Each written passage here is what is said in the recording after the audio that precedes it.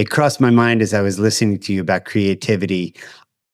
We all have these smartphones, so we're all photographers, right? I asked a couple of these large language models to critique some of my photos. And this has to do with the mean, right? And in the beginning, the prompt was it was pretty basic, right?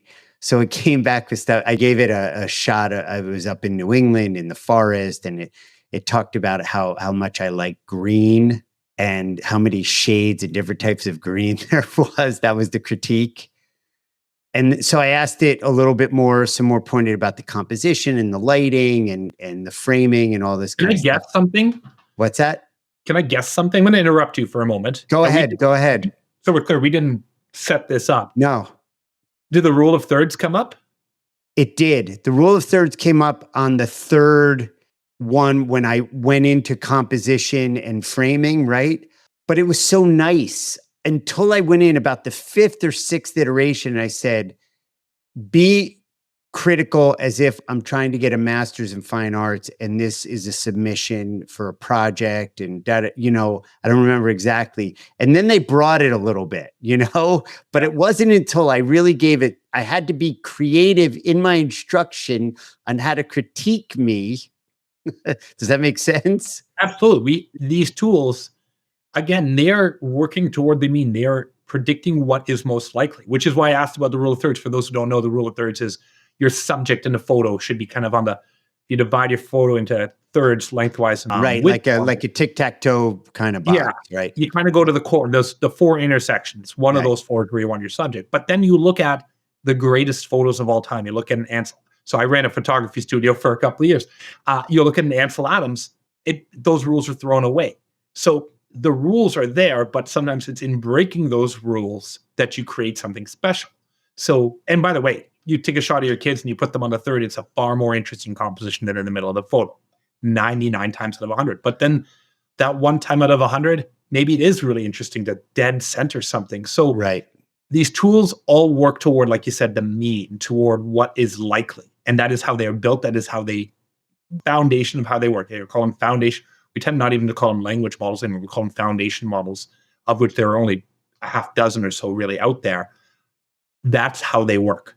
In understanding that, you can then, I was going to say manipulate, but it's got a negative connotation. You can orchestrate the outcome you want. Yeah. And so when you say, now be critical in your response to me, because it's not trying to make you happy. It's not sucking up to you to try to get your blessing. But generally in our language, we are polite to one another. And it has learned from the collective human language, everything on the internet, essentially, and in books and in media. So it's orchestrating the outcome you want. And that is a skill.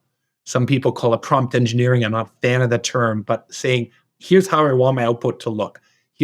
Now you did something else. And when you said, treat me like I am, you want a critique from a professor for my MFA. You have now given it a persona. Right. Those little methods, I could rhyme off a half dozen of these tiny little things you can do will drastically improve how these tools work. They're not the be all end all of working with AI. In fact, we're all going to get this.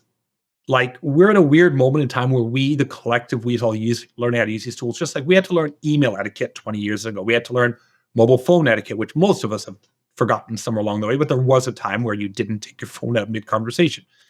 We are now learning these basic foundations, but there's so much more you can layer on top of these tools. That's where we haven't scratched the surface yet. Yeah.